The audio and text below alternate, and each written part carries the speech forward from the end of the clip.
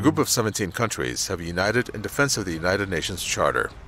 The group seeks to form a coalition to promote multilateralism and counter the use or the threat of force and sanctions against other UN member states. The coalition, known as the Group of Friends in defense of the Charter of the United Nations, includes Iran, China, Russia, Palestine, Syria, Venezuela, North Korea, and Cuba, as well as several other countries. The group has called for dialogue, tolerance, and solidarity, and that these are the core of international relations and vital for the peaceful coexistence among nations. The group's concept notes said unprecedented attacks against multilateralism have put the global peace and security in jeopardy, adding that imposition of coercive measures and the withdrawal from global agreements were signs of growing unilateralism.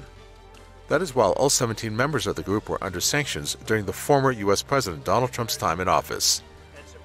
For instance, the Trump administration imposed sanctions against Iran over its peaceful nuclear program, China over alleged technology theft, and Russia over the 2014 integration of Crimea.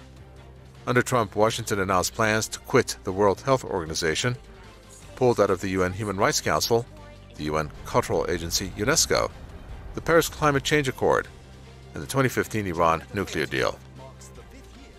Trump's successor, Joe Biden, has pledged to reverse Washington's previous course as he rescinded the withdrawal from the World Health Organization and returned the U.S. to the Paris Climate Change Agreement. However, Biden has maintained the sanctions already in place against Iran, as well as against Cuba, Venezuela, North Korea, Syria, and other countries involved in the 17-party Group of Friends, proving that Washington has no plans to put an end to its hostile and illegal sanctions. I think it's a very significant move. The United States announced after President Biden's inauguration that we were back on the world scene. And I think expected that everybody would make a sigh of relief and everything would be fine. But I don't think that's quite what's happened here.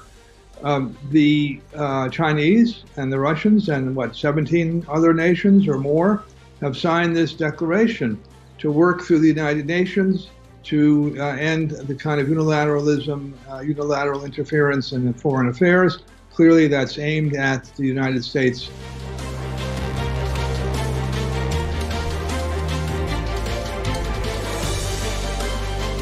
Members of the Group of Friends coalition have railed against Washington's sanctions and intervention in various statements. A good example of Washington's unilateralism is its withdrawal from the 2015 Iran nuclear deal. The U.S. left the deal unilaterally and rescinded hundreds of sanctions against Tehran. Since the UN Security Council Resolution 1737 was passed in 2006, the U.S. and the European Union have been the biggest supporters of sanctions against Iran in order to hamper its peaceful nuclear program. They have both passed numerous bills to impose ever harsher sanctions, including Washington's failed maximum pressure campaign. Last month, Iran's Foreign Minister Mohammad Javad Zarif said the U.S. sanctions against Iran have inflicted the country's economy with $1 trillion worth of damage. China has repeatedly called on the U.S. to stop its illegal unilateral sanctions on Iran. Meanwhile, Russia has slammed the anti-Iran sanctions by Washington, calling them anti-human. However, despite being a failed policy, Washington continues its futile approach. According to the report published by the Cost of War Project at Brown University's Watson Institute and USA Today, the U.S. military has been in over 85 countries in the past 3 years.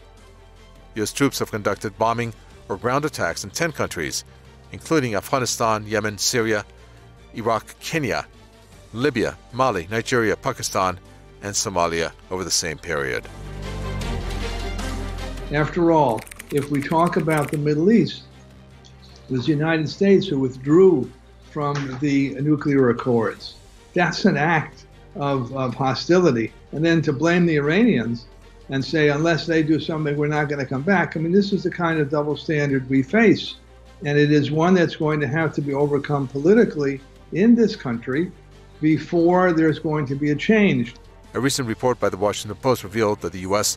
has attempted to change other nations' governments 72 times between the years 1947 and 1989 during the Cold War. Finally, when the U.S. continues to apply sanctions for its own political gains and gets away with it, or when the Israeli regime breaks the most UN resolutions, essentially making the resolutions ineffective, doesn't that put the UN institution's purpose under question?